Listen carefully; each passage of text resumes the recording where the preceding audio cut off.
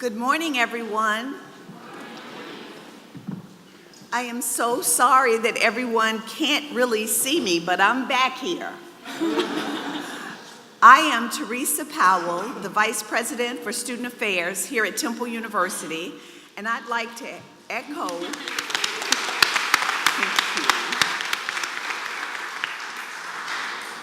Thank you so much. I'd like to echo the Dean's welcome and Sara's welcome to Temple University and our wonderful city of Philadelphia.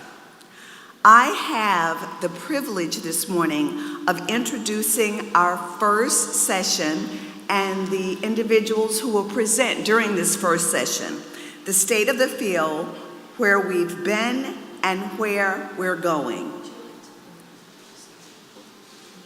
I'd like to introduce the panelists at this time. And you're not sitting in order, so I'm gonna let you, that's okay. So when I say your name, if you would just wave at the crowd, that would be fantastic. The first person I'd like to introduce is Clare Cady.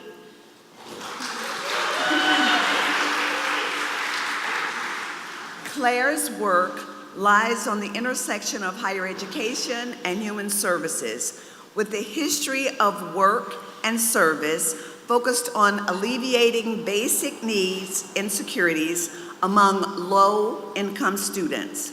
She co-founded and directs the College and University Food Bank Alliance, supporting hundreds of campuses in creating food banks to feed students. Clare has been published in the Journal of College and Character, ACPA's About Campus, and the Chronicle of Higher Education. She currently serves as the Director of Community Engagement at the Hope Center for College, Community, and Justice here at Temple University. Ruben E. Canedo.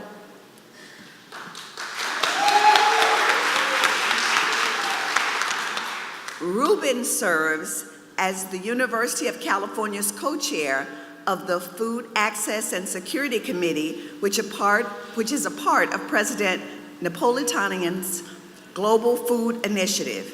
The committee is focused on researching student food insecurity, developing holistic food security models per campus, coordinating efforts across the system, and advocating to prioritize student basic needs security. Pam Eddinger.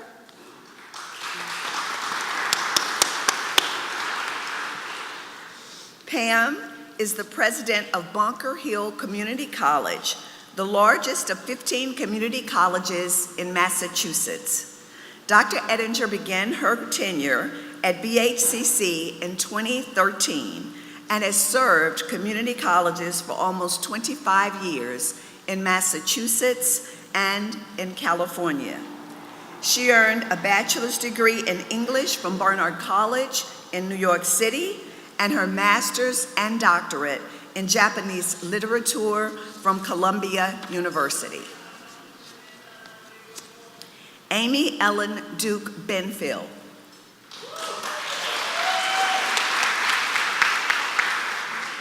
Amy is a senior policy analyst at CLASP, Center for Post-Secondary and Economic Success.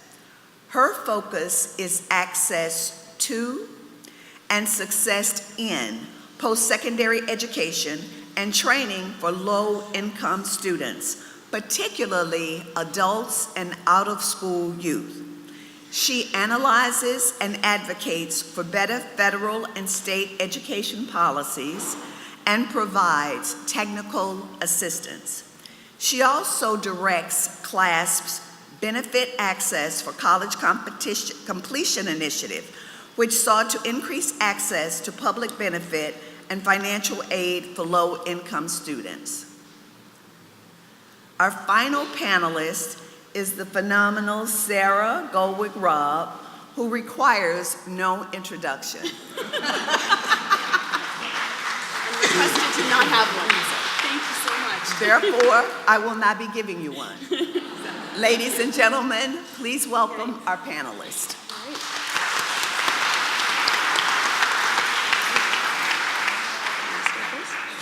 you want me to go first? Yep. Is this working? Yes, it is. My apologies to you all. I have a cold, so I'm going to do my best to be heard as well as I can. My name is Clare Cady, and as mentioned, I co-founded and direct the College and University Food Bank Alliance, and I'm really honored to be here to speak with you all today. Oh dear. Let's see if that helps. I was at the Real College last year, and it was extremely exciting for me to be at Real College because to bring people together around this topic. I just want to give you a sense of the scope of the interest in how this has grown. In 2012, when I was working at Oregon State University, I went to the NASPA conference and I spoke on the issue of student poverty. And I put forward my presentation. I was really excited to be accepted at this national conference. And when I got there were 4 people in the room. Now, those 4 people had an awesome experience. But to go from 4 to 400 in 5 years is incredible to me. And when Real College happened last year, somebody texted me and said, hey, how's this going? And I said, oh my God, they created a conference for everything I care about. It's so exciting. And it's all about me, so it all worked out. But anyway, I'm really excited to see everybody here. And I'm just gonna talk for a minute about the Food Bank Alliance and the work that we've done and where we're going. So the Food Bank Alliance, my team is here, my entire team is here today, which is really exciting to me. We are a virtual team. So we're real people, but we all work from laptops from across the country to support campuses in addressing food insecurity among college students. We started with campus food banks. We started with 15 member institutions in 2012, and this year we are approaching 550 members. Thank you. In the work that we've been doing, we provide no-cost consulting. We provide resources through web and social media, and we also go out and we talk to folks. And one of the things that we have been realizing is that as we've seen this growth, there are some things that we've been learning. So the lessons that we've learned is what I'm going to share. The lessons that we've learned is the fact that what we're seeing is that this is not going to solve the issue. Students needed food yesterday, so we have to start somewhere. Opening a campus pantry is a laudable thing, and it's really freaking hard. How many of you all have been involved with starting a campus pantry? Yeah. It's a lot of work. It's extremely challenging to get food to students. There's a lot of bureaucracy, there's a lot of pushback, there's a lot of logistics that go into it. And once a campus has opened that campus pantry, it's really exciting. And a lot of campuses want to brush their shoulders, say, yeah, we've solved for poverty on our campus. And then put a lot of stuff out in the press and the media. But what happens is those folks that are boots on the ground, the things that come in, the things you invite into your space, are the problems that we're going to be talking about and seeking to address today. It's one thing to give a student a food box. It's another to make sure they eat for their entirety of their time on their campus, which could be 6 years or more. So it's a tremendous responsibility to think about what it means to serve students. And so that's the first lesson that we've learned, is that it can't stop at that food box. So one of the things that we did in 2016 was we rescoped to look at food insecurity and food insecurity initiatives across the board. How can we be reactive by giving a student who's hungry a food box, but how can we also be proactive by helping those students to sign up for food stamps, by helping those students get food vouchers and food scholarships? And so we've been working with campuses to try and figure out ways to increase their capacity to serve these students. And we're also looking at partnering with organizations that are looking at things like hunger, we're looking at hunger, who are also looking at hunger, but who are looking at homelessness, who are looking at childcare, who are looking at cultural challenges that students are facing on our campuses, because getting access alone is not going to change if a student can't feel comfortable on their campus, if they don't feel like they can ask for help, and if that campus isn't designed for them to be successful. So while we continue to focus on our initial mission, which is campus food banks, we have expanded our work. The other thing that we have expanded is our other lesson that we've learned, which is we need to know more, we need to understand more, and we need to ground our work in data. We need to be evidence-driven. So right in this moment, we have a survey in the field We are doing an implementation survey to learn how do our members do their work. I'm very excited to the results of the survey. If you have a campus pantry and you haven't filled out this survey, I'm coming for you. So make sure you sign up and do it. It's 15 minutes, folks. But we're looking to try and help to expand and improve what we're doing. We're also interested in looking at, excuse me, interested in looking at how does this impact students?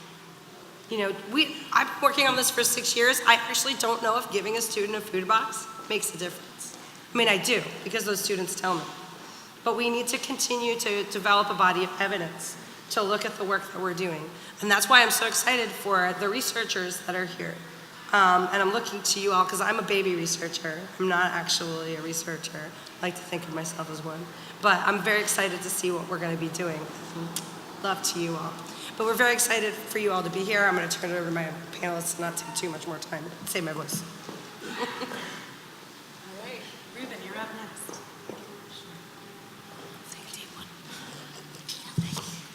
Okay, can y'all hear me? This is good, sort of, closer? I kind of sound like Darth Vader right now, so I'm sorry. We're good? Okay, all right, y'all. So, hello everyone, my name is Ruben. He, him, they, them, whatever pronouns you feel most comfortable with. Here from California, the UC system. Home campus is UC Berkeley. Shout out to all the California fam that's out here. I'm hearing there's 40 deep here. Shout out to you all. Could you do me a favor? Can y'all look around your table and whoever you haven't shake their hands, can you say thank you so much for being here? It's a pleasure to be here with you.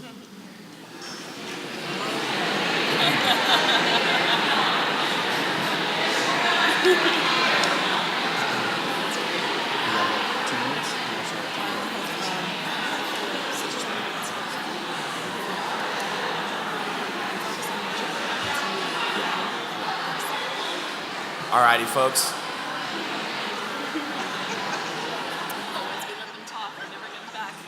I said shake their hands. That's it. I just said look around and whoever you haven't shake their hands, just say thank you for being here. That is all. That's all we're doing here. Just a shout out to you for being here today. Okay, beautiful. Let's bring it back, y'all. There's love here. So let me start by being very transparent with y'all. I cuss. So if that makes anybody feel uncomfortable, I want to point you to, there are 5 international psychological studies that say people who cuss are more authentic and genuine. So when I cuss, I want you to also hear me say, you're welcome for my authenticity. That's how that needs to be received. I'm still trying to get my mom to get there, but she'll get there someday.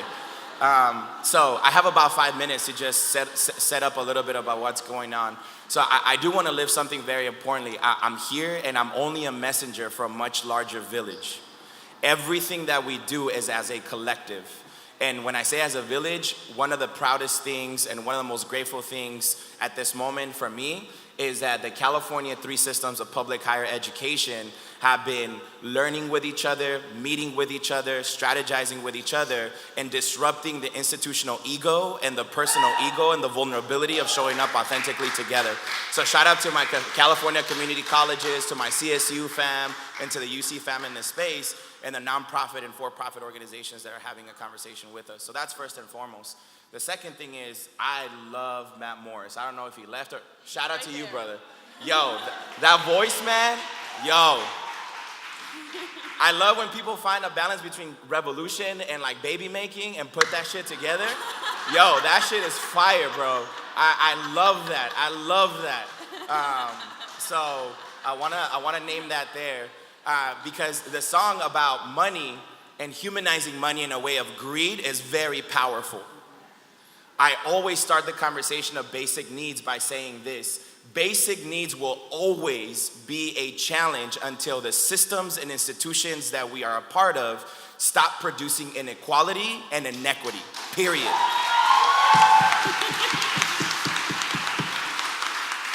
If there is no critical economic understanding that since 1980 to today, there is a global elite and there is a national elite that is making more money today than anybody ever in the history of the creation of money. And because of the global elite from the 99 percentile having the largest both income and wealth growth since 1980 to today, we're always going to be seeing each other as the enemy. We're always going to be blaming students and saying, students, why are you struggling so much? What are you doing wrong? Or we're gonna look at our financial aid staff and be like, financial aid staff, how dare you not give enough money to our students? Or we're gonna look at our campus administrators and say, how dare you, campus administrator, make this campus be a place where there's hunger and homelessness?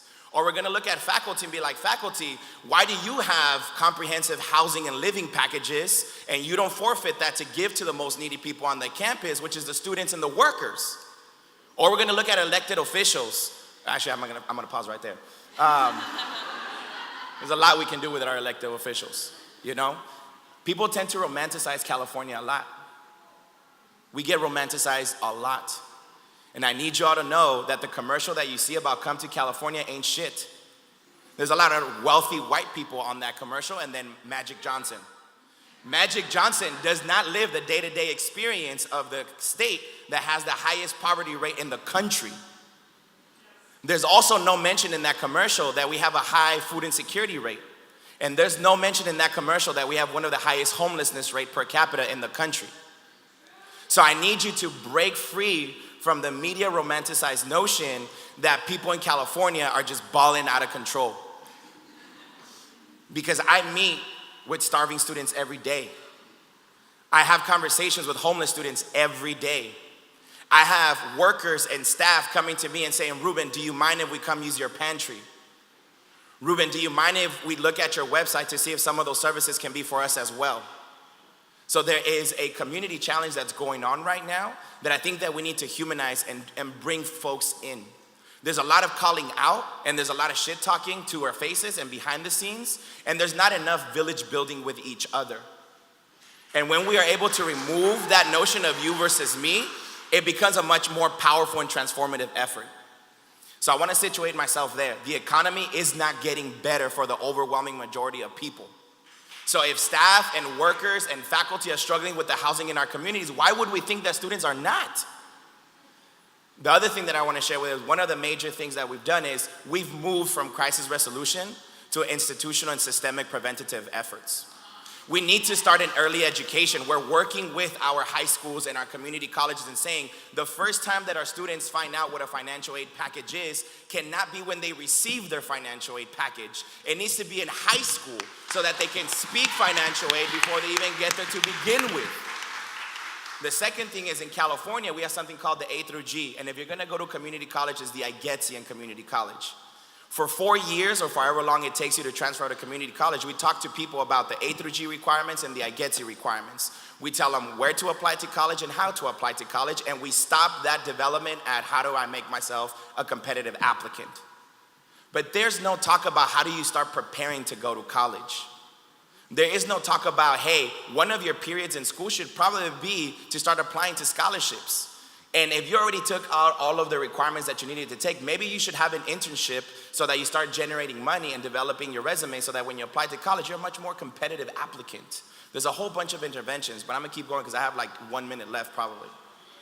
Yes, so there's a lot of conversations. There's a lot of conversations going on right now with that. The other thing is a lot of folks bring up the question about shame. What about shame and what about stigma? Why should a campus be vulnerable and say that there's people that are hungry and there's people that are homeless? First and foremost, let's check our privilege. People that have been hungry and homeless have been going to college for a long time. Ever since we opened up the gates, so it's not just rich, wealthy white men going in there, and the socioeconomic representation of the community was expanded, more people started going. In the same way that we don't know when the first undocumented person that graduated from college is. So that conversation is moving to us saying we need to work with our state leadership. We need to design the bills that are coming from an asset-driven standpoint with a transformative commitment to the community. So there are multiple bills that have passed over the last 3 years in California. Some of them quite literally calling themselves the anti-hunger bill. Some of them calling themselves expand college access to SNAP, or what we call CalFresh. There's bills that's moving to say we need to make the food community as accessible to our students. So it's not just enough to get students on SNAP and CalFresh, but we need to make the community EBT accessible. And EBT accessible in spaces that have nutritious foods, not just solve food insecurity and cause public health issues. So all of that is happening together. And the last 2 points that I want to make is this. What Claire just said was brilliant. We're not going to food pantry our way out of this. And even when you do early education, and when you pass these bills and students come educated about how to negotiate their experiences through college, you still need to have an infrastructure that's going to develop the skills. Let me show you why.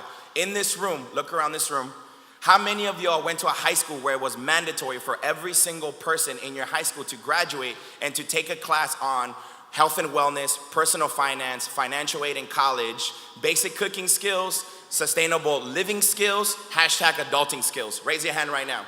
How many of you went to a high school where it was mandatory for every single student to graduate with a class that developed those skills? Look around this room. Right now we have one person with a fly-ass aqua jacket on, and that's about it.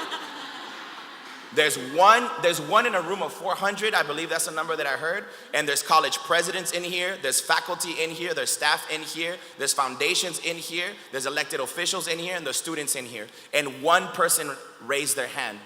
So when students come into their first year and they're not able to survive, let's say they live in the dorms, if you have dorms, and then you transition to the community, how do we know that you know how to take care of yourself if no one has ever taught you? And now we know more than ever that families are struggling at home because the economy isn't getting better. So why do we then turn to families and say, you're the problem? Why do we look to the students and say, you're the problem, if they were never provided the resources and the skill sets to be able to be sustainable by themselves? And for all of the folks that are listening to this and saying, well, Ruben, I went to college and I worked my way through college and I paid my way to college. Well, yeah. The people that went to college in the 60s and the 70s could fully subsidize themselves in the total cost of attendance. The same people today, working the same hours and the same wages, we pay 1/3 of our total cost of attendance. It's a very different economic landscape. And when we don't talk about it through that lens, it problematizes the conversations to us versus them. So in closing, I'll leave you all with this.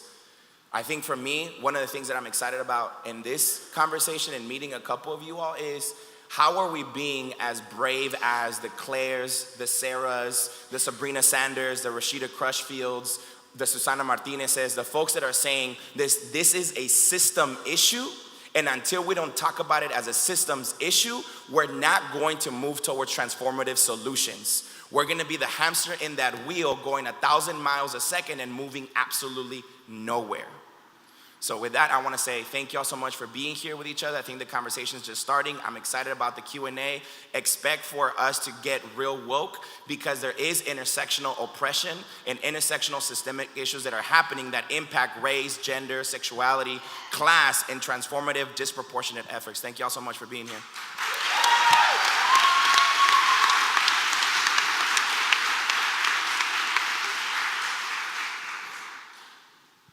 No, y'all weren't expecting me to follow this act, right? Okay, so I'm going to do something symbolic. I'm going to close a gap, because I'm going to fall through it. We're here to help. There we go. Yeah. My name is Pam Eddinger, and I am the president of Bunker Hill Community College in Boston. We are a 20,000 student community college, urban. 77% of my students are in the lowest 2 quintile of income. Those of you who work at urban community colleges or urban public colleges know the profile. I'm also carrying the message of my colleagues in the community college system with rural colleges that are small, where rural poverty mirrors what's happening on my campus in the big city of Boston. Whoa, drop the mic. It's not that good yet. Okay. It will be. I will try. So I spent, Ruben, actually about 8 years of my career in California, in Southern California. And all during that time, I was at a suburban college that had no hunger. Sorry. So I was not woke, according to Ruben, and he's right. So when I came to Boston, a gentleman who worked as my transfer counselor, his name is Wick Sloan. Some of you may know him. He writes for Inside Higher Ed every now and then. And Wick is one of those folks that you really respect, because when he comes down the hall, you say, oh shit, there he is. He is either going to get me for something I didn't do that I know I should do, or he's going to say to me, Pam, you've done a good job, which will make my day. So he is one of those folks who are consciences on your shoulder. And I don't think we listen to folks like that often enough, because he introduced me to a huge problem on my campus that I did not know, and then a huge problem across the nation that I did not know. Now, I am convinced that today I'm preaching to the choir. And I think our biggest problem, choir, is that we're an echo chamber. I can tell you, 3 days ago, I went and visited a donor, big money in the Boston scene, and really one of the kindest people I've ever known. And I said, well, one of the things that I'm doing is that I'm trying to do some systemic work on hunger. He says, why would I give money to a college? I'd give it to the food bank. And I said to him, you know what? You keep giving to the food bank, but my students can't get to the food bank because they don't have transportation, they don't have time. And he says, well, the kids will manage. And I said, stop calling my students kids.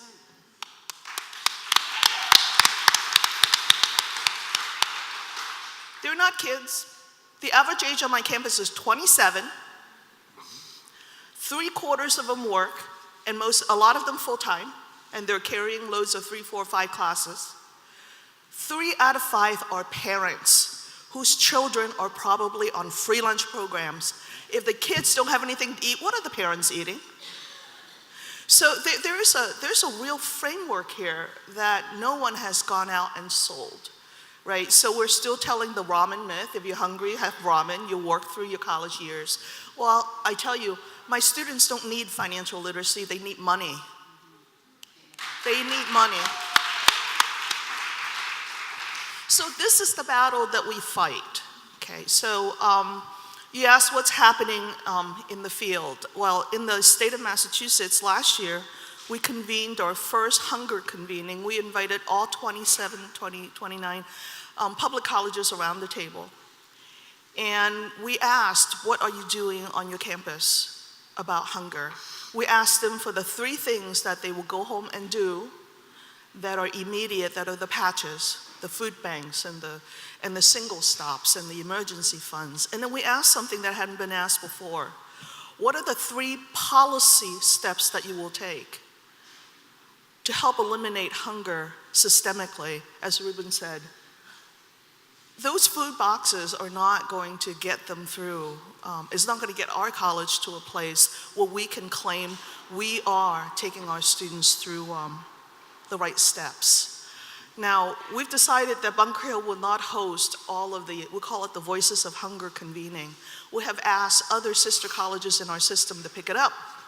So someone did. Worcester State College will pick it up this coming year, and hopefully it will become one of those convenings that will travel around the state so that we can break out of our echo chamber. I still have high-level administrators and faculty, most students, say to me, we're not a social service agency, and I really beg to differ. All of the things that we're teaching our students now are about teamwork, about how systems work, about how they need to be part of a team or part of a system in order to make a difference. Yet in higher education, we silo in the most basic needs that we need to offer our students. The fact that we're collaborating with a food bank should not be such a huge surprise. Do we not have colleges of social work on our campuses? Do we not teach that we are really a team, and unless we are, we can't get our students through? Now, I enter through this because I want my students to retain, and I want them to complete. And when I talk to folks who really don't get it, I have to sort of connect the dots for them. I do this because of completion, because of retention. I do this so my students can get out of the lowest 2 quintiles of income so that they can climb and afford really food and education for the children. So a part of it is really aggravating. This is not rocket science. We have enough food in our society. What we have more than food is the greed and the red tape, and really the lack of willingness to get out of their own ego and their own pride. Why would I actually ever run a college that has hunger? That is the line that I hear more anywhere else. So college presidents, faculty, get out of your own comfort zone. Your students are hungry.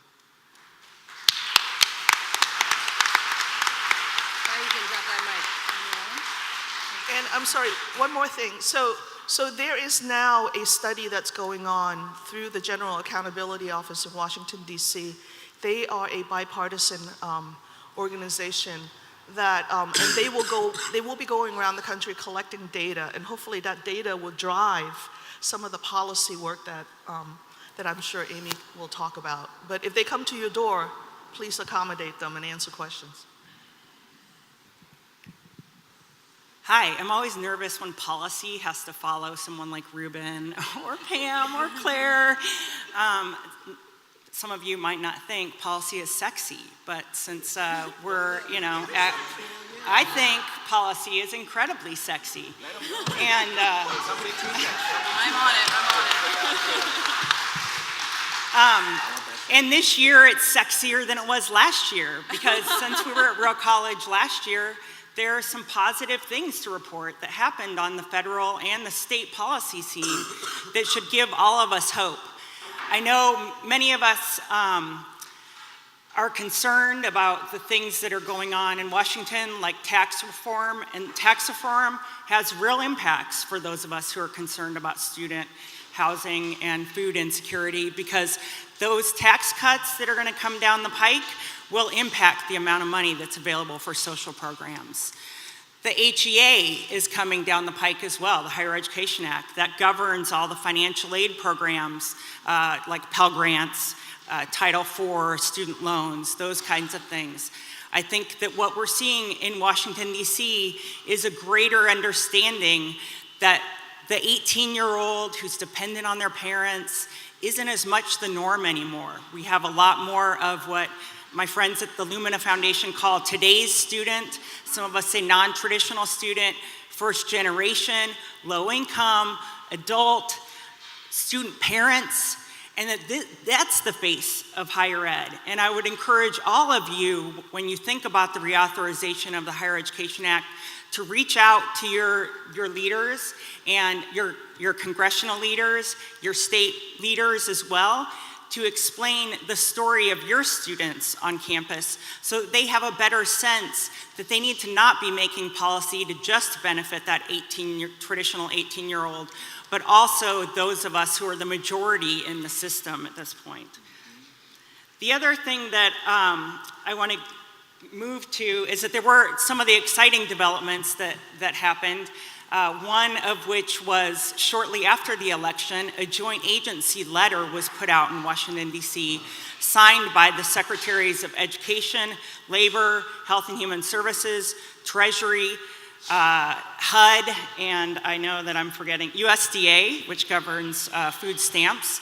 And that work was guided partially by Mark Mitsui, the president of Portland Community College. I want to call Mark out here and thank him for that dedication.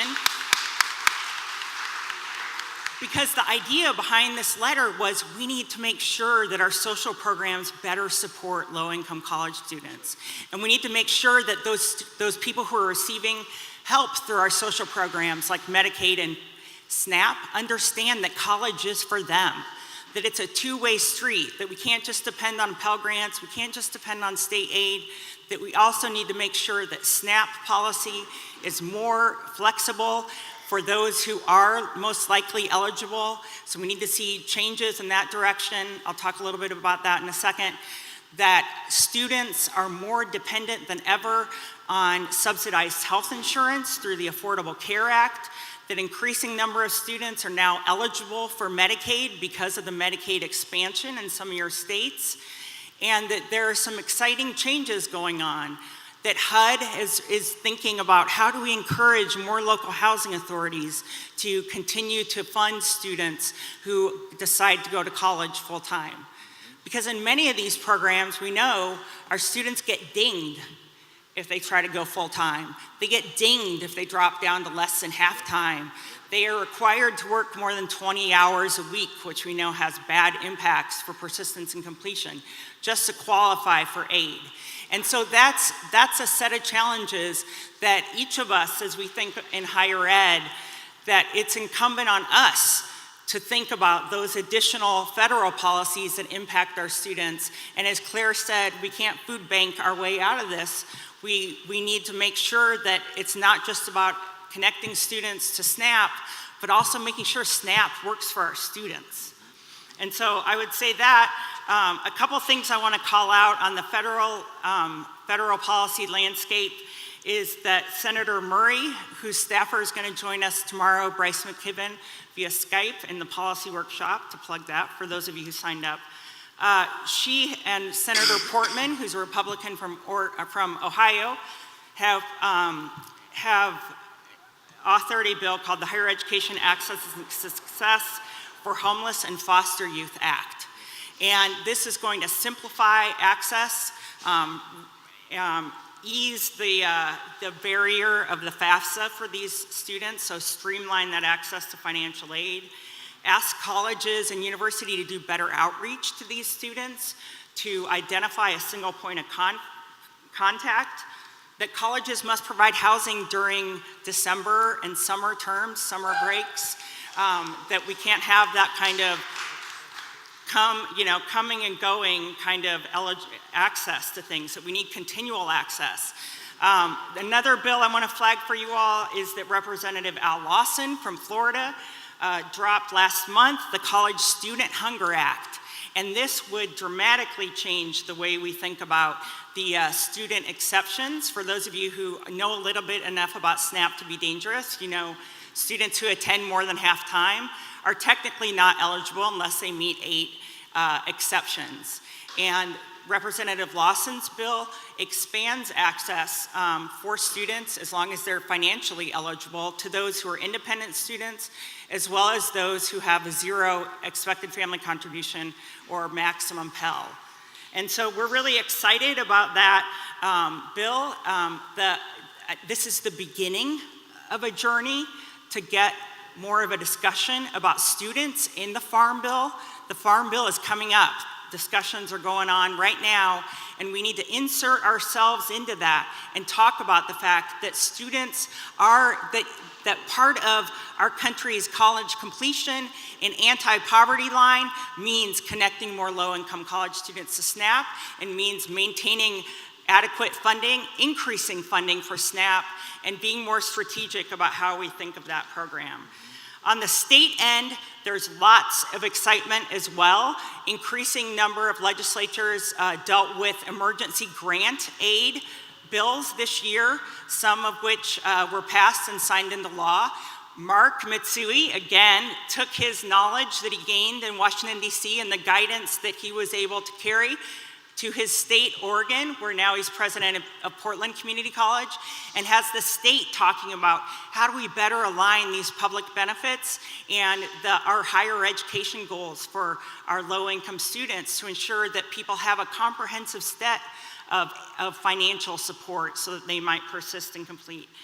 I'll call out California, but maybe not too much. As Ruben said, we all think California is, when I talk about food and housing policy, let's be candid. Actually, California is ahead of most of the rest of the country in calling some of this out. That doesn't mean it's perfect, but it does mean there's some guidance for the rest of us to look at some bills that they've passed in the last couple years, such as just last week, when we think about promise programs, we oftentimes think covers full tuition. California's Promise program included $50 million in there for colleges to use to support students for a variety of reasons related to low income, including childcare, transportation, and the like, that we haven't seen at a state level before. Washington State, I want to call out anyone here from Washington State. Excellent. Your state this past year expanded to 2 years the amount of time folks who receive TANF, cash welfare, can go to post-secondary education and training. The federal rule is 12 months. So any state that can get above that deserves to be lauded, especially as we still deal with the stigma related to cash welfare. Another couple of things I just want to leave you all with is I know this isn't about a health insecurity conference, and Sara kept telling me, can you just focus it down? Well, intersectionality's already been thrown out there, so I'm going to let it all hang out. In higher ed, we have to get involved in the fight for the Affordable Care Act and to maintain Medicaid. There are folks out there who want to block grant Medicaid. A block grant for Medicaid means a slow erosion of funding, and when it gets to your state level, that means there's going to be a negotiation between K-12, higher ed, and Medicaid. And I tell you, history shows Medicaid wins. No one wants to send folks out of nursing homes. And so it's incumbent upon us in higher ed to be a part of this discussion at the state level about finances, but even better than that, than to stop the movement to cut Medicaid. And on that same note, ACA, the Affordable Care Act, provided great opportunities for low-income college students to get access to health care. I saw amazing work at places like Cuyahoga Community College in Ohio, Northampton Community College in Pennsylvania, brought people onto campus to help enroll students. Well, I'm sure some of you read in the news that money was cut by the Trump administration. Congress is trying to get it brought back, but in the meantime, it falls on each of us to let students know open enrollment starts November 1st. It goes through December 15th. ACA still exists. The subsidies for low-income individuals that will help students still exist. And then to also, for those of you from here from states that haven't expanded Medicaid, get in that conversation.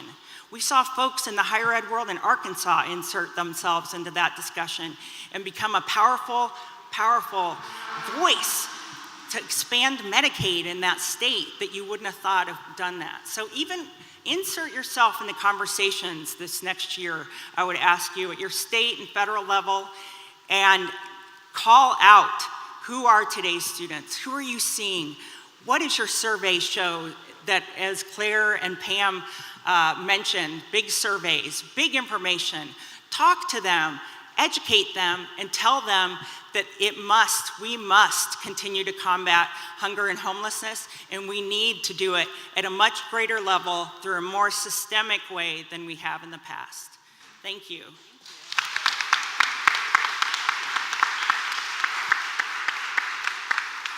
Okay, so I'm going to say a few things just to follow up on these folks and then make a few remarks and then we'll have a Q&A. Okay, so I wanted to let you all know that of course we have a set of workshops tomorrow. And you've got a sticker on your name tag and it corresponds to the workshop you registered for and you're gonna go to that one. Okay, you're not switching because your food is following you to that workshop and we all know food's important. But I want to highlight for you all, you loved Ruben and Tim over here. They're going to be leading this fabulous workshop so we can learn from California. Amy Ellen and Catherine Sider over here, which is the woman in the amazing jacket, they're leading a deep dive dig-in on the policy issues. Clare, of course, is our guru when it comes to addressing food insecurity, and she's got a whole slew of people who are going to be speaking. We have Barbie Morrow. Where's Barbie? She's here somewhere. She's right back there. She's leading the workshop on housing insecurity, and there are ways to address it. So we are going to be doing that as well. Andy and Rebecca, where are you? You're leading the workshop on financial aid, and it features a whole section on emergency aid, which just came up, and there's going to be a deep dive there. I'm leading the workshop on research, and that's what I want to say something about now. Where were we and where are we going? This is the one area I think we're making advances on policy. I know we're making advances on practice, but I cannot believe how far we've gone and where we're going when it comes to research. And I am so glad because this is a knowledge-driven community. Yes. We are not here to mess around. That's right. We do not have time to implement stuff that doesn't work. Right. This is what I love about this group. This group of researchers is the only group of researchers of which I've ever been a part that is not competing with one another. We are collaborating. And spread that word, please, because there's a growing number of folks who are getting interested in studying this field. The trick here is to figure out what's needed and to subdivide the work together in coordination so that we build a coherent agenda that immediately is used to inform practice and policy. Let me tell you a little bit about where we have come from and what we're moving towards. And this is my assessment looking across the array of work. If you want to know, by the way, who's done what studies in this area, I want to let you know that thanks to Jed Richardson and some folks at the Hope Lab, they've been keeping an updated, annotated bibliography on our website that has every darn study on it that we know of. And if we're missing yours, send it to us and we will add it. It also is an annotated bibliography, which means for those of you who do policy and practice work, you don't have to go read the whole darn study. Okay? We have a completely unbiased, completely fair, balanced view of what is in that thing so that you can shortcut it. And what you can see in there, if you look at the publication dates, is if you go back to, say, 2011, there is hardly anything. When we started our work at the Wisconsin Hope Lab, which I keep on saying to folks, oh, that was just a few years ago we found out about this. No, it wasn't. It was 2008. We're going on a decade now of studying food and housing insecurity. But when we started, there was very little. The major exception has always been California. Rashida's been at this for a long time. Jen's been at this. Ron's been at this. Okay, but outside of that small group of people, there was almost nothing. Now it is a larger literature. We know the following sorts of things. We know about the prevalence of the problem. We still don't know all we need to know because the federal government has still not joined us in bothering to ask questions of the nation's undergraduates about their food and housing while they're so busy asking them questions how they spend their day, what clubs they're in, how many faculty members they talk to. The basic needs questions are not added. The soonest they will be added is to the 2020 NIPSAS, okay? Which means we won't have the data in our hands till 2022. So, if you are a state, we have Massachusetts Commissioner of Higher Education, Carlos Santiago, in the room. Carlos and his team are helping bring our Hope Lab survey to the state of Massachusetts. We got a lot of catching up to do. California is so far ahead of the rest of us. Okay? To get some state-level estimates would be a tremendous thing. We are getting prevalence estimates, though, and it's happening thanks to two groups of folks. The first are the colleges.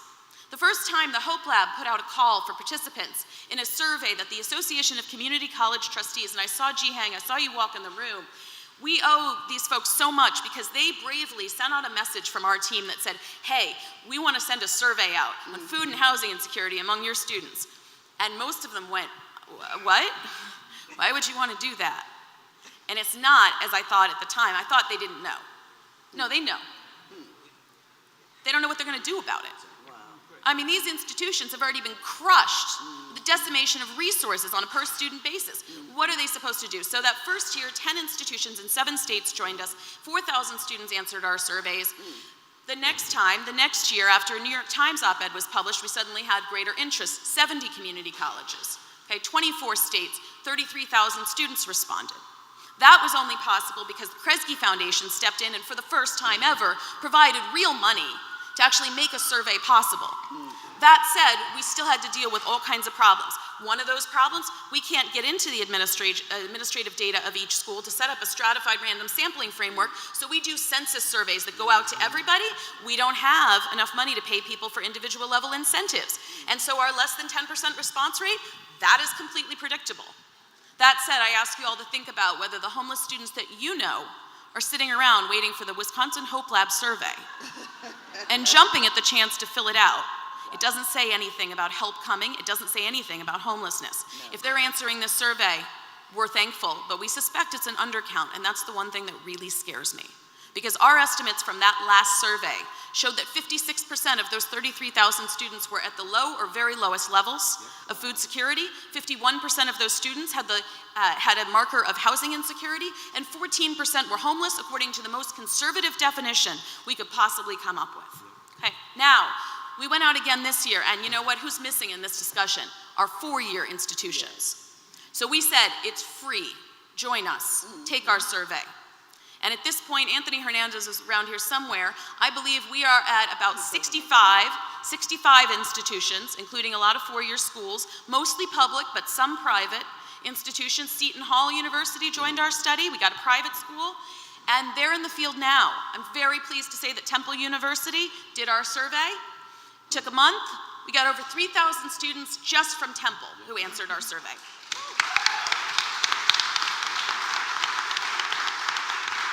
These efforts are important, but let's be honest, we're counting people, right?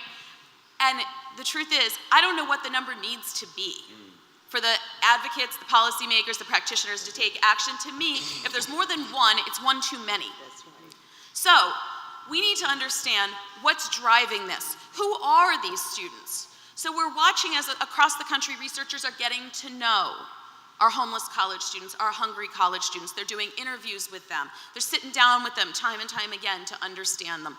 This is very important. This conceptually is a bit of a different group of people. As was said before, it is not right to call our nation's undergraduates children or kids. And it is wrong to assume that all of our homeless college students are youth. In our most recent survey at the community college level, 52% of the students were over the age of 24. So that doesn't mean we don't need to attend to the youth, but they have a specific set of policies designed to help them and issues that they will face. There are other folks that face other issues. We have family homelessness going on, right? We have veteran homelessness going on. So we need to be able to explore those issues in depth. This is an area where R&D is so critical. If we're going to get the approaches to serving these students right, it must take an asset-based approach. We need to remember, in many ways, these students are incredible. They spend, we can show you with evidence, as much time in college as the students who don't face food and housing insecurity. They spend as much time studying as the students who don't face food and housing insecurity. So if we are noticing this level of commitment to their education, and we acknowledge, frankly, it would be easier to leave college than to stay in college, pursue one's college degree while not having a roof over their heads, then we need to align that research with the practice and policy agenda. The last part that's so important, and I'm so pleased that we're moving towards this, is to the implementation and evaluation of interventions. Folks in this room have lots of programs, terrific programs. We need to study these programs. We need to know if they work. My guess is most of them do, but they work for certain groups of people under certain circumstances, and we need to be able to not only know that, but to work with you to improve those programs. This evaluation work is so key to ensuring our effectiveness. Now, this past year, the Hope Lab, we spent, since last Real College, building out partnerships with some of you in the room to get some of those interventions going. And we were so pleased when in June, the Kresge Foundation gave us more than $500,000 to get 3 intervention studies going. One at Pam's College in Boston, one at Houston Community College. Where's my Houston people? There's a bunch of Houston people here, and they are testing the effects of a food scholarship program, and we are in Tacoma, Washington, testing the effects of a housing voucher program, subsidized with federal dollars. I'm pleased to say that another funder who is yet to be named just came in with another more than $500,000 of support for those interventions. Thank you, but let's be honest. We are spending more money evaluating the effects of nudging. No offense to my colleagues, but this is not primarily an information problem. This is a problem of resources. We have to address it with at least the same level of effort and intensity as we spend on evaluating the effects of financial literacy, as we spend on evaluating the effects of trying to push students to take more credits than they're ready to take. We have to call this one out, because the folks that we're speaking to here do have a lot of power. The philanthropists can help us drive this movement, and frankly, it is required because the US Department of Education, at least this one, is not into us. I wish they were, okay? The lack of funding for R&D will set us back. We need to be coast to coast in this work. Right now, this research is primarily concentrated in a handful of states. That needs to be spread. Assistant professors, I'm looking to you. You have good reason to get involved in this agenda. It is not a crowded field, it is a collaborative field, and we have so much that we can learn. The last thing, well, I'm going to say two final things. The next to last thing. A lot of research in higher education is driven by theory.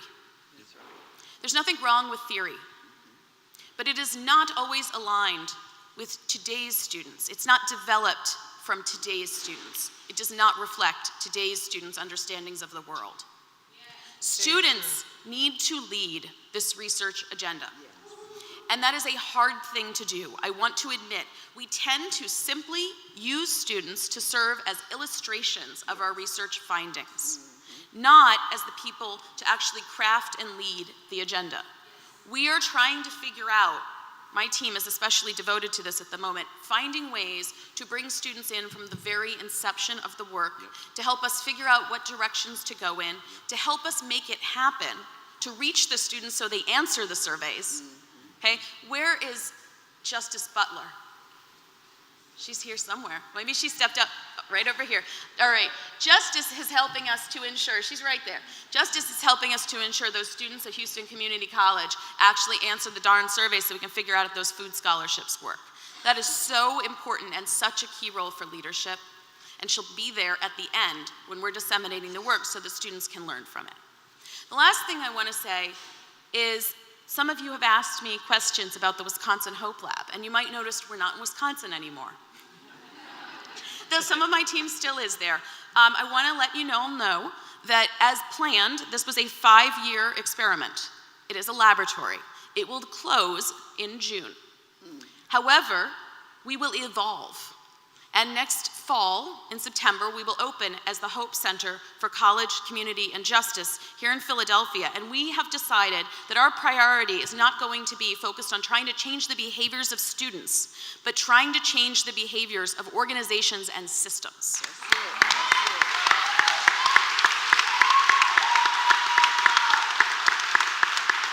I'm glad you think it's a good idea, because Clare and I are all in on this. That is going to be really hard, and we're going to need more partnerships. Yes. We want to intervene with faculty. We can, we will.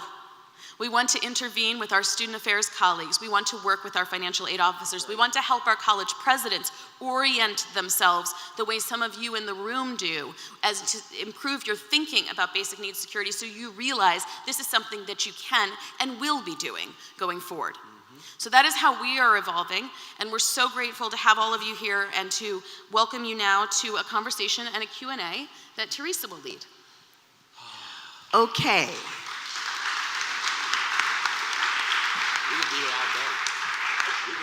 I'm going to just step over here so I can see the rest of the room. After such powerful presentations, I know there are some questions in the audience. So what I'm going to ask you to do, if you have a question, if you'd raise your hand, I'll acknowledge you. And if you would stand up, say your name, your institution, and use your outside voice to ask your question. Let's get started. And I can't see everybody, so help me navigate this audience. We have a question right here. Okay, yes.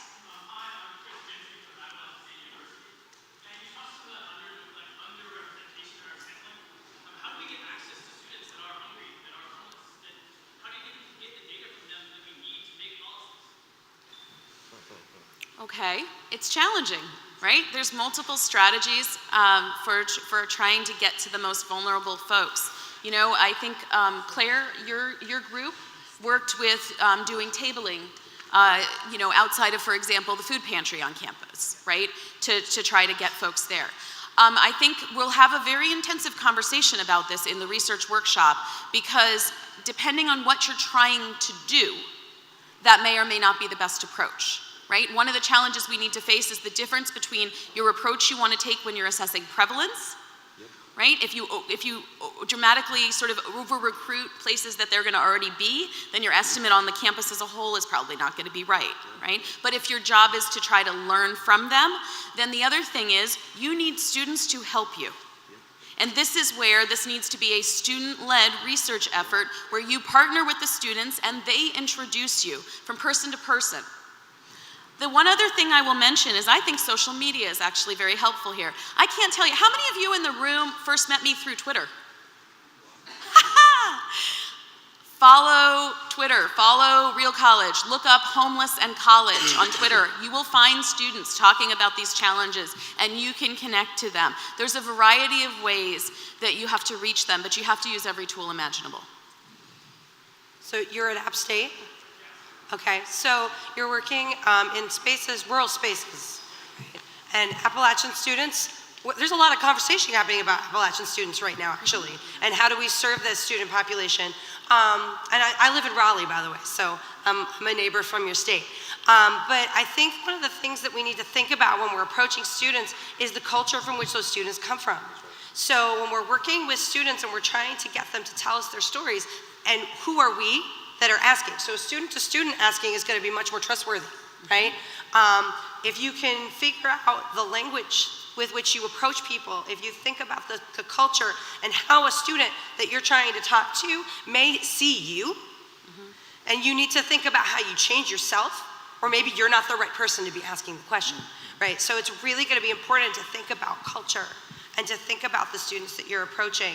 I was walking in with a colleague today, and there's this sign right out here that says Temple University welcomes you and your family. And he said to me, you know what, that's a really amazing message because I come from a Latino population. It's really important that it is not just about the student, it is about the student and the family.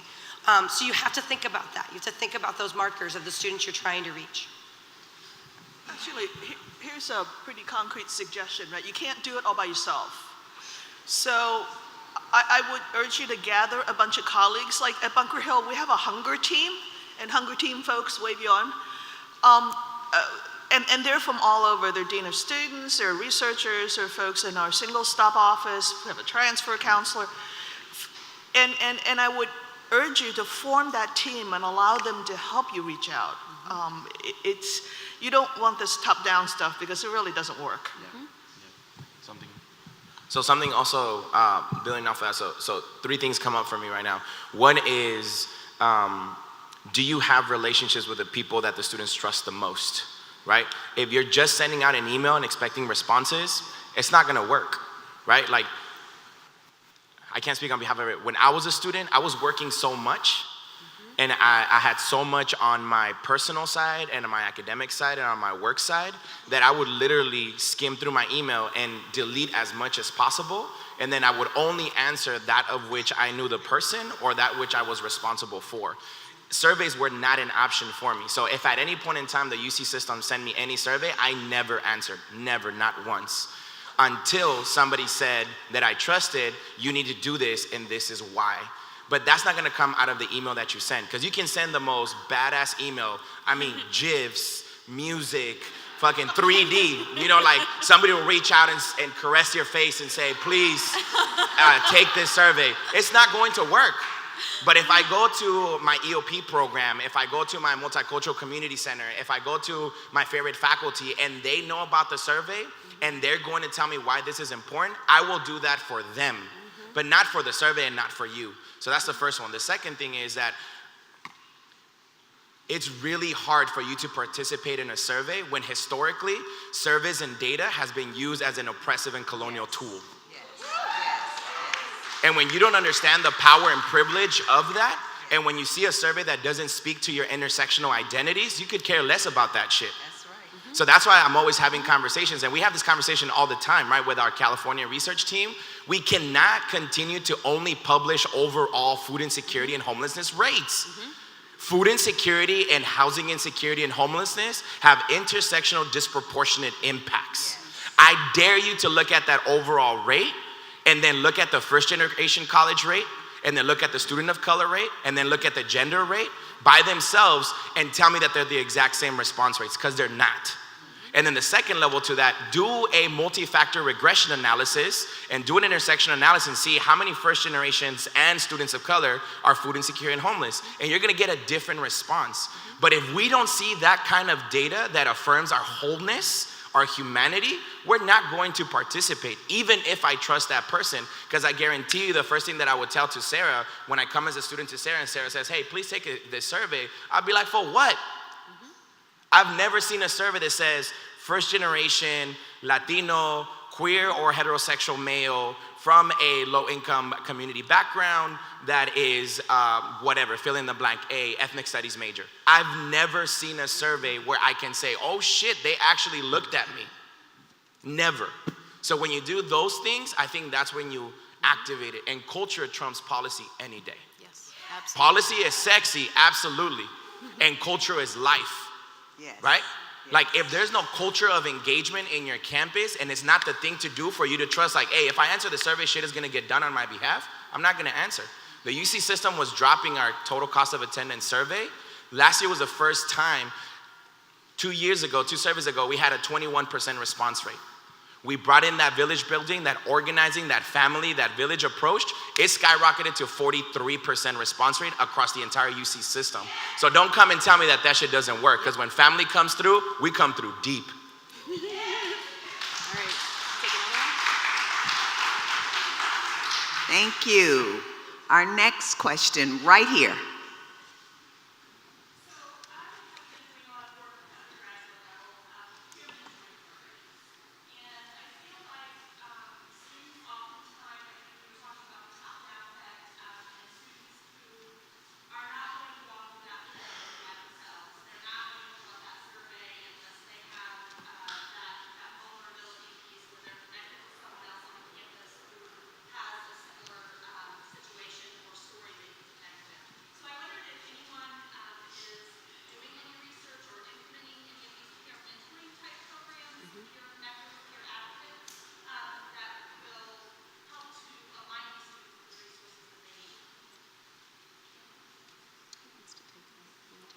Okay, go ahead.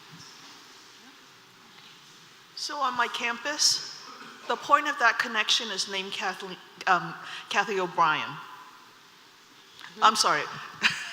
Kathy O'Brien is the other person. Kathleen O'Neill, she's right behind you. Kathleen, wave. So Kathleen runs the single stop office where emergencies are handled and get taken care of. And that's really the origin of a lot of our work on hunger and homelessness, because she sees them every day. But I think the magic about our single stop office is that now every stop at the college is a single stop. Part of it is working on the culture piece that Ruben talked about, that it's okay for students to say to an advisor or a peer mentor or a faculty member, I'm in trouble, I can't get the class. Until you get there, the shame will always be attached and the vulnerability will always be a part of it. We learned a lot when we implemented our first program on one solid meal. We got some donations, we got some money, and we were going to give students who need a solid meal a day a voucher to go to the cafeteria to eat with all of their peers. Nobody wanted to come and take that voucher. That's right. And then we said, well, why don't we give them money instead? Why do we need a voucher? Well, what we found was that there is really a piece of implicit bias on the part of us, that we believe somehow our students are going to cheat us and give that food to somebody else. Well, damn it, give the food to somebody else, because that person's probably hungry too. So I think there are a lot of things that we need to look at as we implement these programs, that we don't re-victimize our students. That's a huge piece. That's right. So conversations, I think, and get a team together. How many of you in the room have some experience running a peer mentoring program of any kind? Okay, so those are your people. Something else just very quickly.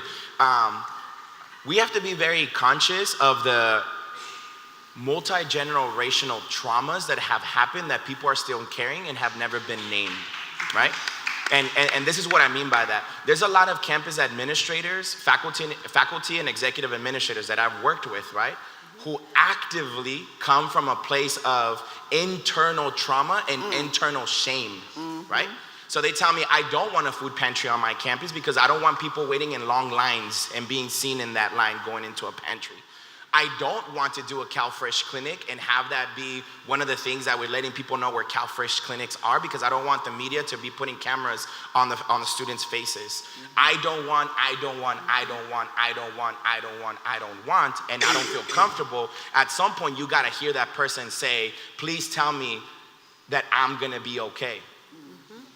Because I've had to pause meetings and say, it sounds like you have some stories that you haven't told. How was your college experience? How much did you struggle? Was anybody there to help you? Right. Because if you had a rough experience, then you're mostly coming from that painful and traumatic and violent experience itself. And it's disrupting your ability to maximize your positionality as an influence or an authority figure in your current institution. Sometimes people just need to hear, I'm really sorry about your experience, but I want to work with you, because that kind of oppression should not continue for anybody. And I don't care what intersectionalist identities you have or don't have, because the overwhelming majority are going to be white, wealthy, cis-body males. And most of them, they're so privileged and wealthy that we just think that they never experienced that kind of thing. But I never know if that person was homeless themselves, or food insecure themselves. Or yeah, they worked their way through college, but it was a living hell, which we can all identify with today. So I start there. Let me recognize the humanity in the person. And then the second thing that I do is like, hey, this generation is very different. This generation is the social networking. This is a generation that we're waking up and putting our faces on Snapchat and we haven't even fucking showered. This is a generation that when you go up, the most embarrassing shit is what you put on Snapchat. This is a generation that overly shares because we're tired of this facade of how people are supposed to or not supposed to be, right? Like, that's what we do. So I'll give you a quick example. Right now, the pantry at UC Berkeley and the pantries at every single other campus, it's like a party when you go in there. There's music, there's community, there's people welcoming you, asking you the questions that we need to ask, but from a place of like, thank goodness our family is here, right? Shout out to Andrea. Andrea's right here in the front. You want to raise your hand?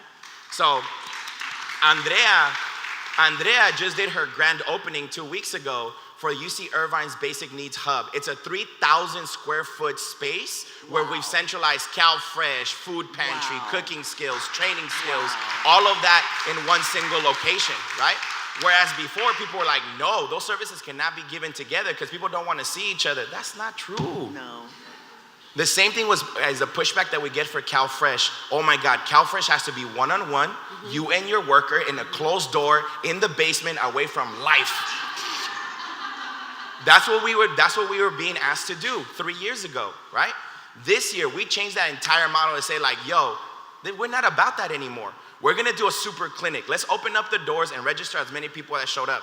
In 2 hours, we had 63 folks come in and apply to CalFresh together. Social workers just chilling, everybody with their laptops or computers. We had loaners. Everybody ran into CalFresh in a community with music in the background, some snacks on the side, and people just being community with each other, right? Compared to what we used to do, which was 2 people getting onto Snap per month.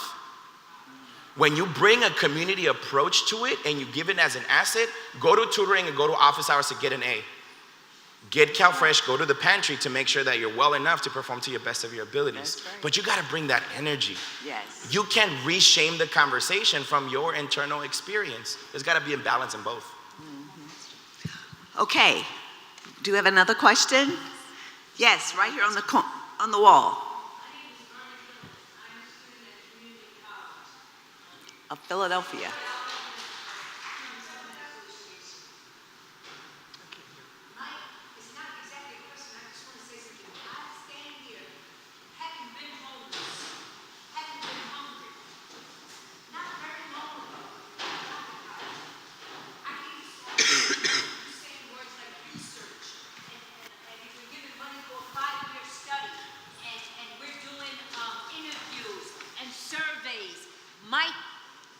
Is when are we going to start, like he said, having a culture of engagement with the people that need these things?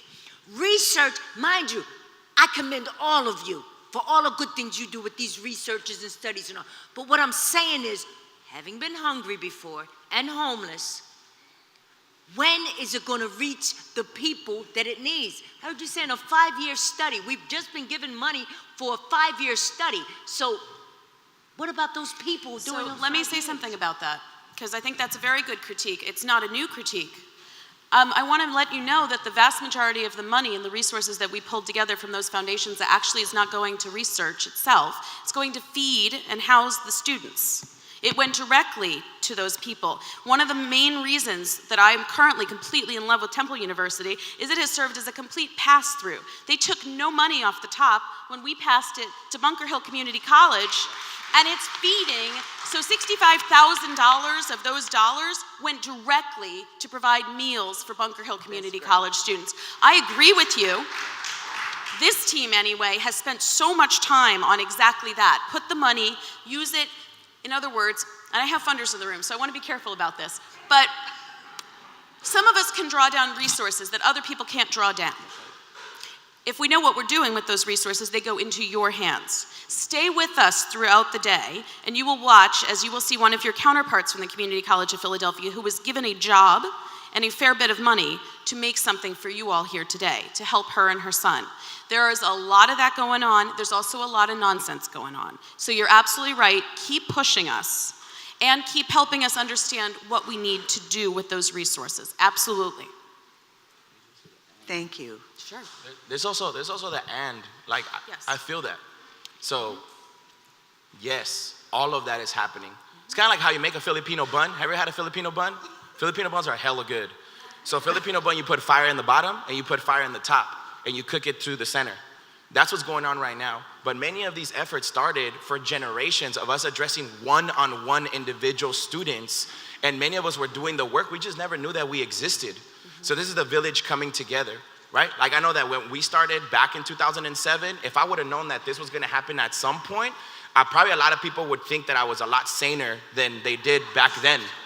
Because we were the ones that were saying, we were the ones that are speaking truth to power and say, stop asking why the first generation college student isn't testing the way that they should in the School of Engineering, and start asking, what do you need to get there? Yeah. And we were, having those conversations, but many of us having those conversations, but it's happening together. We're doing the direct services, we're doing the prevention, we're doing the research, we're doing the policy, and everybody's working in that together. So I don't want you to feel that from this panel, we're just hypothesizing and research and being from an abstract perspective.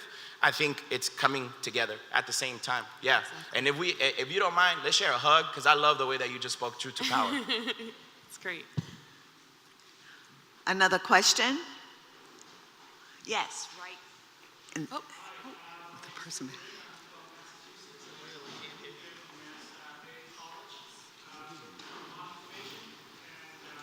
She's going.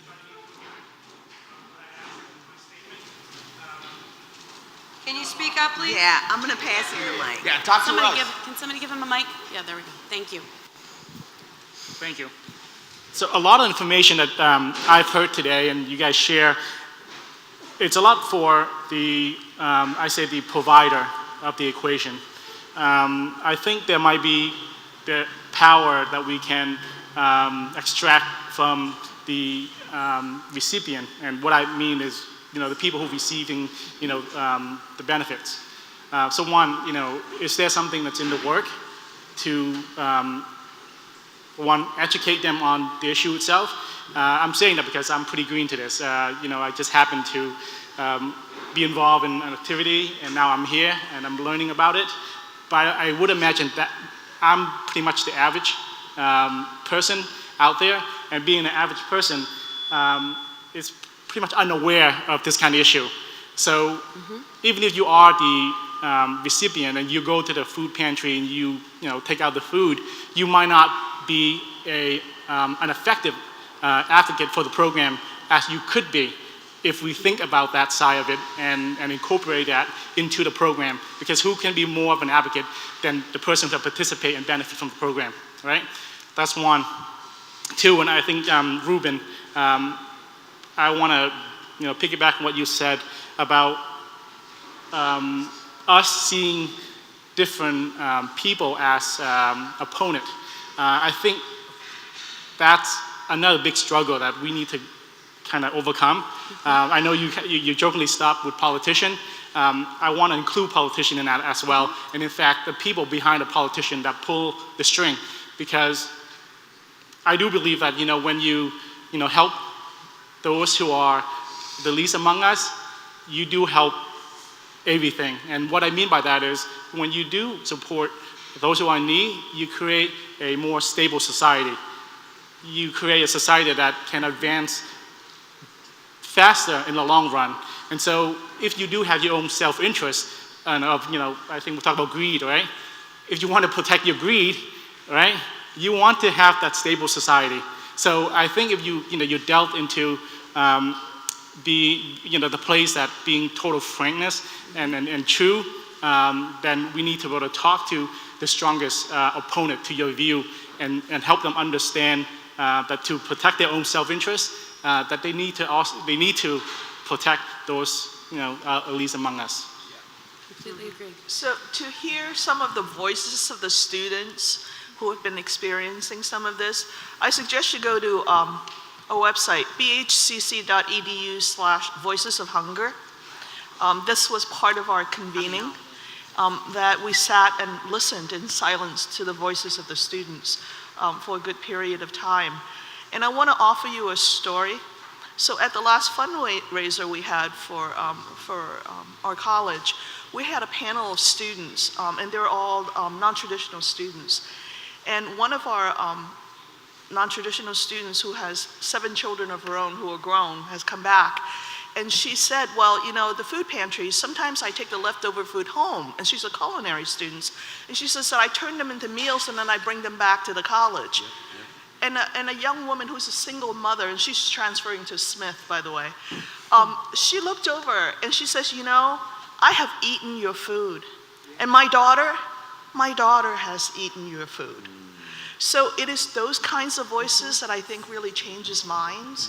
So I do invite you, go on the website and really do listen to the recipients or our partners in this effort. I think there's another. Let's take. There's so many more. The website again? It's BHCC for bunkerhillcommunitycollege.edu. And I do believe it's /Voices of Hunger. If not, it should be somewhere on that website. We've captured the proceedings, so you can hear it. Hello, my name is Julian. I'm from Georgia, and right now I'm working on a social network centered around food. One of the things I think that's often overlooked from a student perspective, and I don't want to know how the innovative ways pantries are addressing this and the successes you experience, is lack of cooking skills among college students. We actually waste the most money out of any demographic on ordering out on food. Because we lack the knowledge. I mean, if you think about it, we've been cooked for our entire lives. And even when we get to school, we have a meal plan. So when I moved off campus and I had money for food, I did not know how to cook. I knew how to survive. I knew how to, get by, peanut butter jelly sandwiches over here, got roasts from the stores, but there's a large gap of students who have the resources, who have some resources, and they just don't know how to balance their funds to be able to cook healthy meals, to cook consistently. Even when I started cooking, I had to reorder my diet because I noticed, I'm getting sick sometimes, or maybe I should eat some vegetables. I'm like, those are what those are for, So I just wanted to at least point that out, that I feel like that's a large issue that gets maybe overlooked or it's touched on a little bit, but I feel like it could be touched on more, is just how are students cooking themselves, and because they really thirst for this knowledge. A lot of them want to eat better, they just don't know how to start. They just search on the internet. But if we could just have that information maybe in pantries in sort of comprehensive way, then that would really help a lot of students. Yeah, Julian, I thank you for that comment. I agree with you that there are a large number of traditionally aged students, and by traditionally aged I mean 18 to 22, which we know is not actually a huge portion of the students that we're talking about, who maybe haven't been given or haven't had the opportunity to develop the skills to cook for themselves. There's also a larger portion of those students that don't have the access to places to cook. So it's not just a question of whether or not they can get food or they know how to get it, but some students are buying food that's pre-made because they don't have anywhere to cook it. There's definitely been some really interesting stuff that's been going on. Some of the services like at Irvine, at Oregon State University, at the single stop offices. I urge you to connect with some folks who are running some of these on the ground groups. So if you have a program that has some sort of cooking class component to it, can you raise your hand? Because I want Julian to be able to connect with folks while he's here. It is an important issue that students need to be able to do that. It does bump up against, in my opinion, some of the conversations around health and wellness that come from really privileged backgrounds. So it's really important to consider that when we think about and talk about health and wellness, and we think about and talk about cooking, when we think and talk about organic food, those are things that everybody should be able to access. But there's a lot of people that can't, and the people that are pushing it often don't realize that, because they have come from a place of privilege. So it's really important that we walk a good line in this and not treat people like they have something wrong with them because they haven't had the opportunity to get this skill set, or they haven't had the opportunity to connect with this kind of resource. So it's really important to be able to bring that access to people, but we need to do it in a way that doesn't shame them. That's right. I also want to note for you as another resource, Swipes in the room. See Rachel right there. Okay, so meal plans, you can go hungry on a meal plan, and it is not an accident. All right, I mean, we also have to talk about these food service providers, where they make their money, and what else we need them to be doing to address this issue. So I urge you all to connect with Swipes as well. Okay, we have about 7 minutes left. So what I'm gonna do is take like 3 burning questions that you have, and then I'm gonna get the panelists to respond to those 3, and that's all we're gonna be able to do. So I'm gonna take all 3 questions at the same time. Hi, forgive me if I sound a little incoherent. I'm still downing coffee, and it's early. So I've witnessed an extraordinarily troubling trend, at least from the community college that I transferred from, and in the CSU system, that there seems to be a for-profit mindset that is invading policy. And I've noticed it because as a student who was struggled for housing, is still struggling with housing insecurity for years, I found that the priorities of the school were really vastly shifted away from supporting students, because for whatever reason in the community college that I entered into, an administration came in where they were really hell-bent on making it a for-profit institution and attracting like wealthier students internationally, or attracting higher income students, and it really disturbed me. And I just want to know, like, what can we do to push policy on the broadest level so that the priorities can be shifted back to students who really need the access to the education, and not just students that these people stand to benefit from, financially. Totally.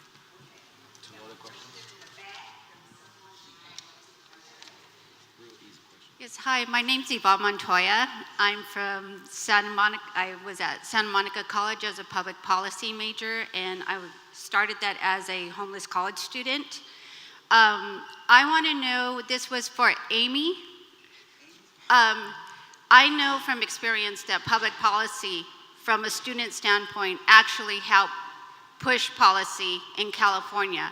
How can students get a voice on these committees in Congress when they make these policies for college students? Because they're making policies for us that they know nothing about, and we as students need to start getting our voice and sitting on those committees and telling them this is what we need in order to succeed. How can we do that, and how can the different colleges and universities get their students' voices on those committees when those policy decisions are being made? No, let's take one more. We need to take one more question. Annie?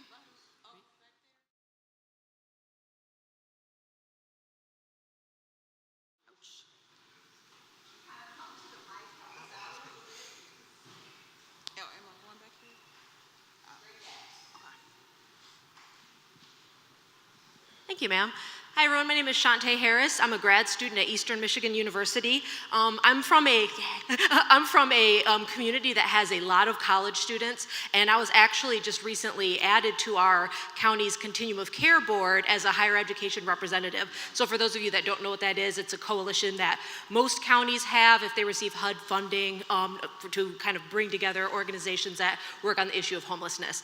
So I've been looking around for guidance on how to best work with our local governments on the issue of college homelessness. And HUD, unfortunately, while they offer a lot of guidance for continuum of care groups, higher education is not normally a group that is represented there. So I'm just wondering if anyone, we talk a lot about federal and state government, but I'm wondering if anyone has any best practices around how institutions can engage our local, like our city and county governments while we're working on this issue. Okay.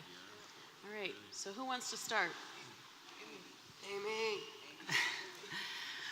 I appreciate all the questions, and actually even on the first one was thinking about your question around the for-profit motive. And one thing that I didn't talk about earlier was there are so many of us in this room who believe that food and housing are a basic right? Mm-hmm. I'm assuming that's part of it, yeah? Well, that doesn't always play among policymakers.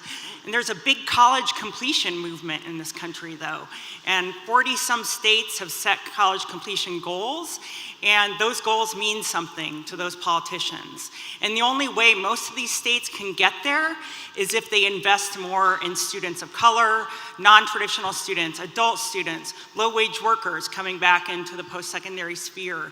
And so that is one way to be, one strategy, like when I go out and talk to folks about how are we gonna change some of these policies, there are multiple ways to frame it. And that some of it can be also self-interest in terms of needing to, we need to have more educated Californians so that we can better compete and get that Amazon plant that everyone's state here is competing for. The other question about how do we use our voice, all of a sudden I had this dream that we'd have a second day or third day of Roe College, and we'd get on buses and go down to Washington, D.C. and have a briefing over lunch where we provide food to the staffers, and they come in and we all see that they're mostly 23-year-olds. That's who's making the policy. And those are the people we need to convince. It's not necessarily the politician themselves, but the staffers who make the policy. And so I look at some people in the room who might be able to help with that and think about that for the future. But that also at your local level, at your state capital, that you organize a day for folks to go from your institutions or multiple institutions and do this same thing at the state level. Hold a briefing, help people understand, because they don't understand. Yeah, we've all got it here in this room, right?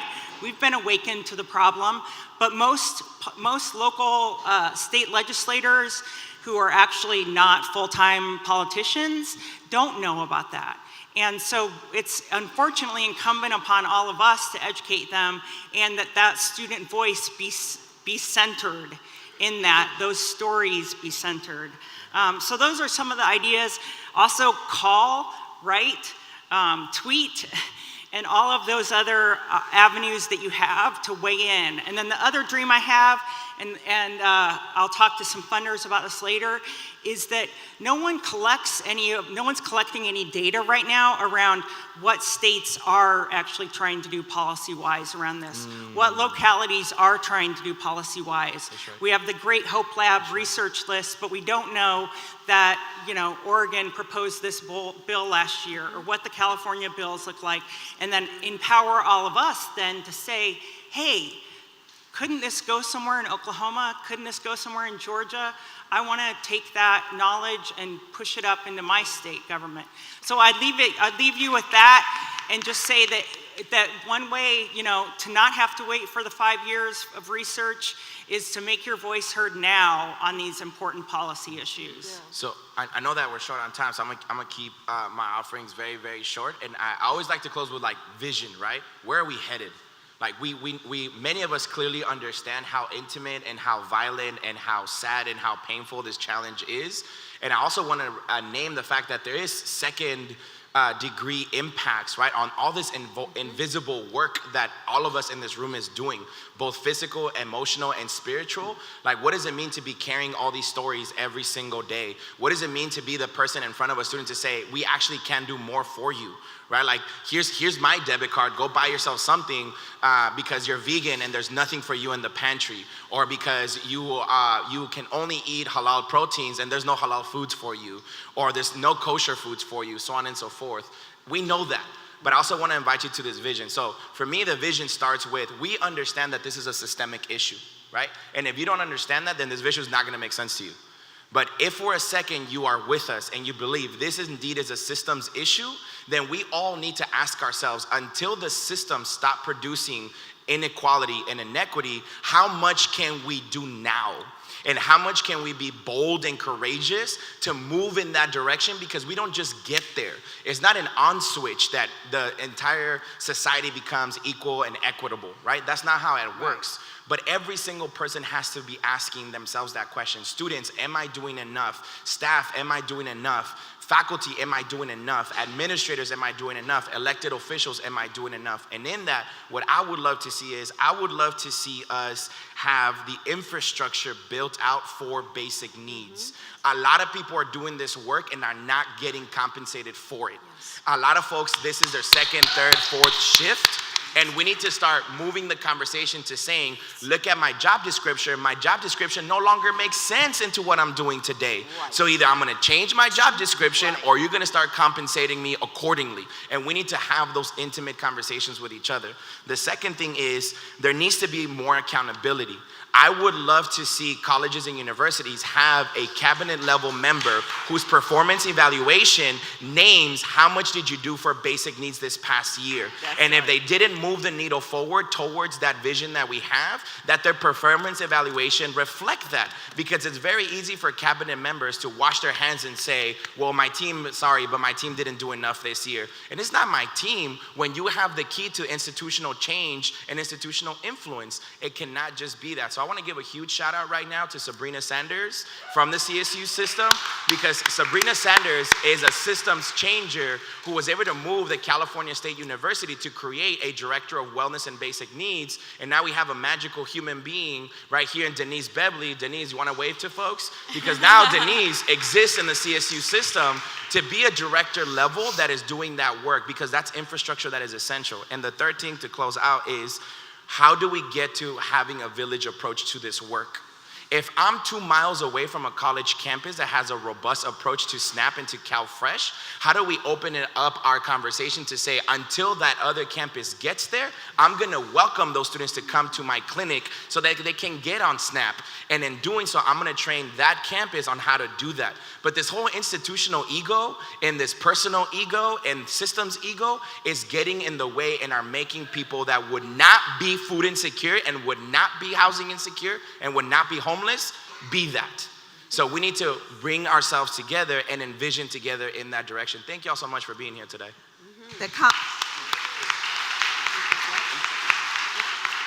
The conversation does not end here. We will continue to talk. We're just going to put a pause on it. You now have a 15-minute break, and we're going to ask you to stick to that 15 for us, please, so we can get started promptly at 11:15. Thank you so much, and thank you to our panelists.